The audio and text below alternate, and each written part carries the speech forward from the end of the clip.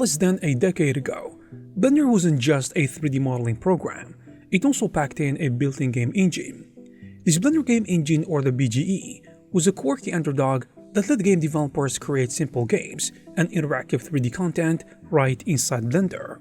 And it used a virtual system of logic bricks like sensors, controllers, and automators, and actuators to allow game logic without writing code.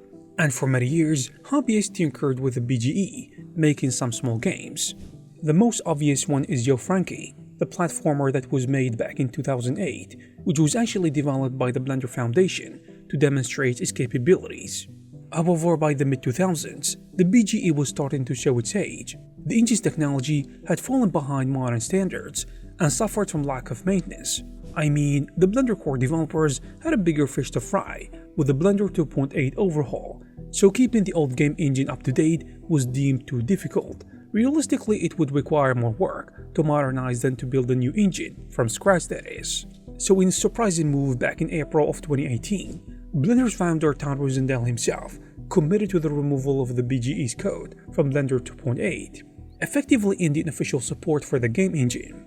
And when Blender 2.8 was released back in 2019, this beloved but outdated game engine was gone for good, and users were gently encouraged to move to other options, even open source ones like Godot, for their game making needs. For some, this felt like an end of an era, because jumping ship to another engine was the only option. Or was it?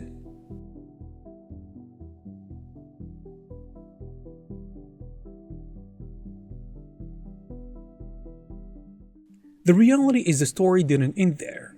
Unbeknownst to many, even before the BGE's demise, a few determined developers in the Blender community had taken matters into their own hands. In September of 2015, a Blender game engine developer called Tristan Portrees and some friends created a fork of Blender's game engine code. They called it the Ukrainia Project Blender Game Engine, thankfully and mercifully shortened to the UPBGE. And their goal was simple: fix up and turbocharge the Blender game engine. You see, this independent branch was free to experiment with new features, clean up old bugs, and implement long-requested improvements that never made it into the official Blender. For a while, UPBGE ran in parallel with Blender's official development. Originally, the team hoped they might eventually merge their changes back into Blender itself, so they treaded carefully. But when the Blender Foundation announced BGE's removal, the UPBGE's fate was sealed as a fully independent project. The fork was no longer just an experiment, it became the only way forward for Blender's game engine. So what is the upside? Well, with no chance of an official merge anymore, the UPBGE developers, and by the way many of them were former BGE contributors, suddenly had the freedom to make big changes they've been holding off for so long, because they no longer had to worry about conflicting with Blender's main code. So the BGE essentially turned into a Blender form of a parallel universe, which is one where the game engine was never removed. As you might already know, keeping a fork of Blender's game engine alive was not an easy task. The UPBGE's volunteer developers had to continuously sync with Blender's updates to stay compatible, at the same time renovating the internals of the engine, originally designed in the early 2000s.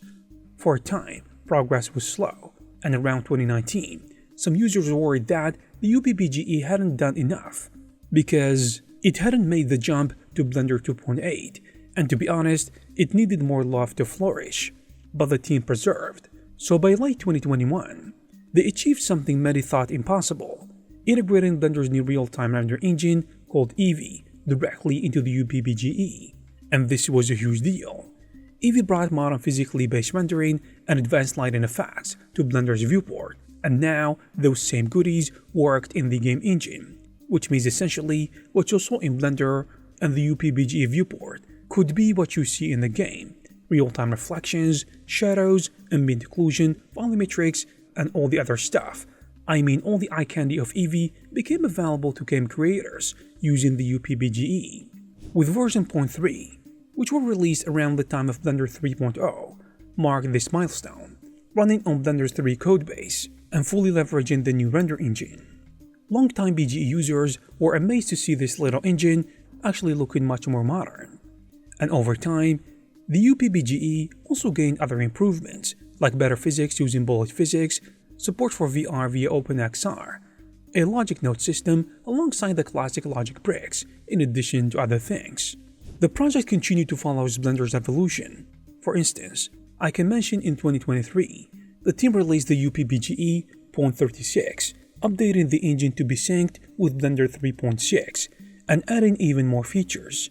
But generally speaking, in many ways, UPBGE's development became a story of catch-up, but also at the same time keeping up with innovation, which made everything harder to manage, if you can imagine. But this was not the only problem. They had to compete with other successful game engines that everyone can use for free too.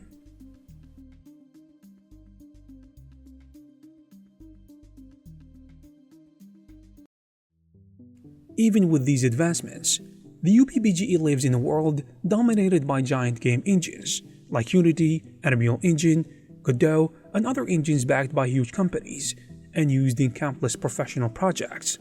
By comparison, UPBGE is actually a scrappy underdog, an open-source passion project that was kept alive just by volunteers. And here's the thing, Blender's own leadership recognized that trying to compete heads-on with industry-standard engines would be incredibly hard and resource-intensive too. After all, modern game engines offer cutting-edge graphics, multi-platform publishing, large communities, and years of optimization. And for a small-time engine like the UPBGE, matching that feature to feature is near impossible. So it was not a surprise when the BGE was discontinued. The official Blender developers said that they are kind of too late to the race, and that any new in-house engine would likely feel inferior in many ways to the more mature competitors like Unity and Unreal. But here's the question, so why do people still care about the UPBGE at all? Especially when excellent free engines exist everywhere. The answer lies in the UPBGE's unique charm and niche capabilities. You see, the engine offers something that giants don't offer, and this is a deep integration with Blender. With the UPBGE, your entire workflow, including modeling, texturing, animating, and game logic, can happen in one unified software, and there is no need to constantly export and import assets between programs. You can hit play inside Blender and test your game in the viewport on the fly. For Blender enthusiasts, this all-in-one convenience is a huge draw. And by the way, UPBGE also retains the Blender game engine's famously simple logic. I mean the logic brick system alongside Python scripting, which lowers the barrier for artists, especially beginners.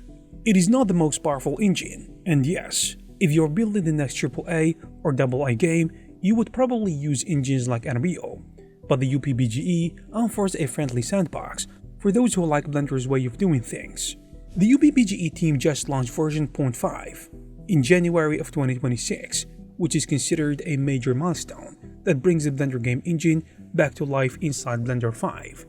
This new release is essentially a full game engine, with better features compared to before. One highlight is the introduction of GPU skinning, which basically lets your graphic card handle the heavy work of animating character models. So by offloading mesh deformations to complete shaders on the GPU, animations for character now run much faster, in addition to being smoother compared to before, which is interesting to say the least. In addition, the developers revamped the 2D filter system for graphic effects. I'm talking about post-processing shaders like green glow, color filters, etc., which have been overhauled to work seamlessly across both OpenGL and Vulkan rendering backends.